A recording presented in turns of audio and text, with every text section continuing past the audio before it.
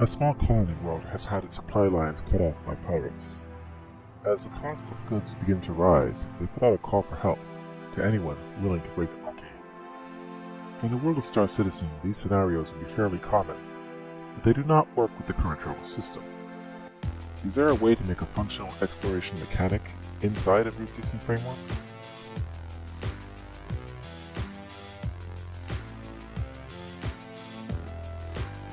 This is a video I've been meaning to do for some time because of my relative disappointment with the System Quantum Drive system.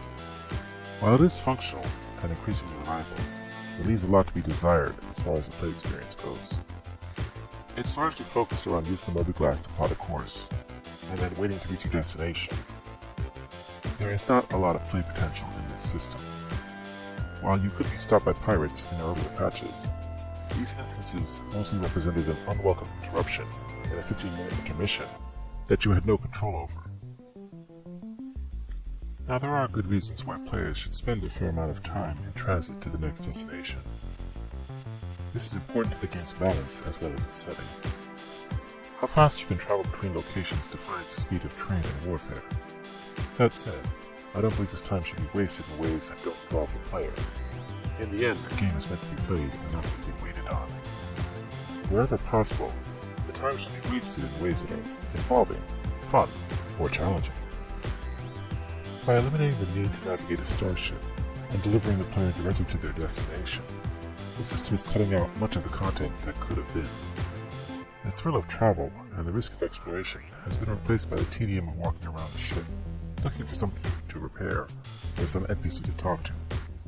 A reality of present-day spaceflight that players would likely rather avoid.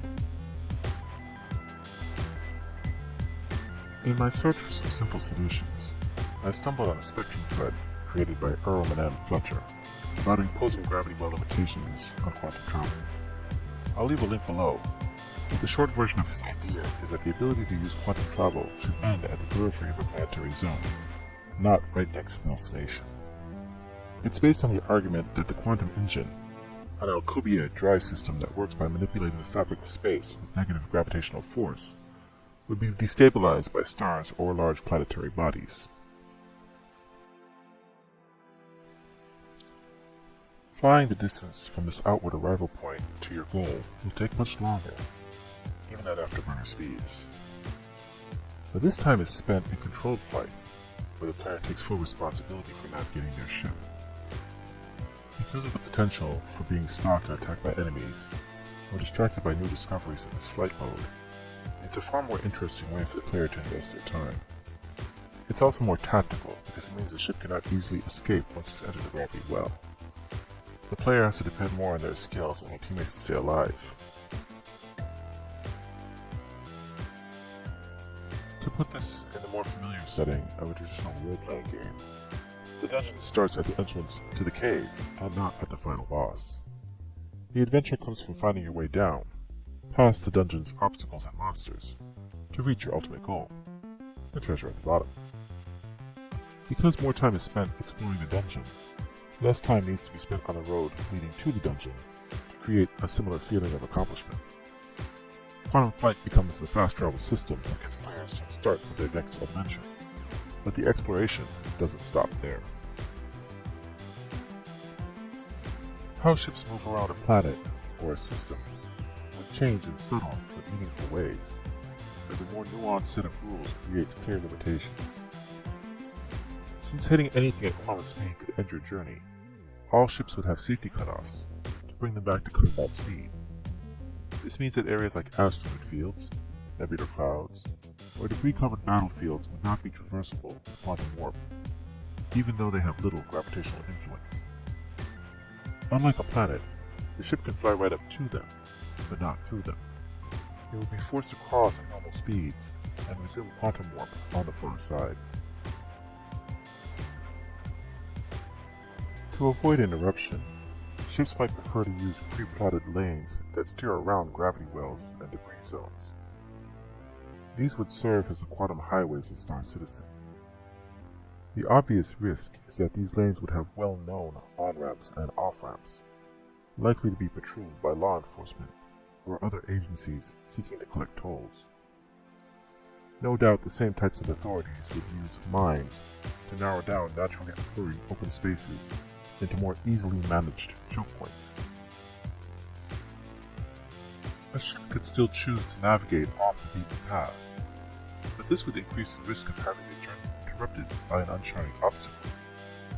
A few stray rocks might seem a minor inconvenience for the time saved taking a shortcut, but the same location would also make an ideal spot for pirates to hide and ambush passing travelers.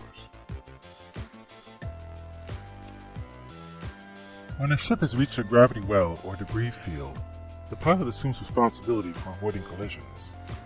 Obstacles can make it dangerous to cross some areas when traveling at higher stages of Afterburner. A fog of war over the ship's sensors means that players unfamiliar with an area will be dependent on waypoints or navigational buoys to find their way. Limited reach of sensors makes stealth or AWACS more valuable. These areas are meant to be explored by players poking around and uncovering their secrets at close range, and a powerful radar becomes like a bright flashlight in a dark room. All of this might make it seem like ships inside of a gravity well are trapped and unable to avoid combat. But when ships are traveling at afterburner speeds, dogfights become difficult, if not impossible. Without quantum warp to close the gap, small maneuvers can put large distances between ships. Depending on tracker beams to temporarily ensnare an enemy in combat means the fight can only be forced so long as the field is sustained. Decoys combined with evasive tactics and shorter sensor ranges can be used to lead pursuers astray, allowing a ship to avoid engagements by outmaneuvering them or distracting them. Because interdiction in combat is a fairly large topic by itself, that might be best saved for a future video. I believe that starting with this new approach to using gravity wells enables a wider variety of tactics and encourages risk versus reward gameplay. It makes the pilot a more integral part of the travel process, with minimal change to the existing system. Since this video is starting to run long, I'd like to conclude it here. If you enjoy these videos, leave a like and a comment below. In the meantime, I'd like to thank you for joining me in this little thought exercise, and I hope to see you in the verse.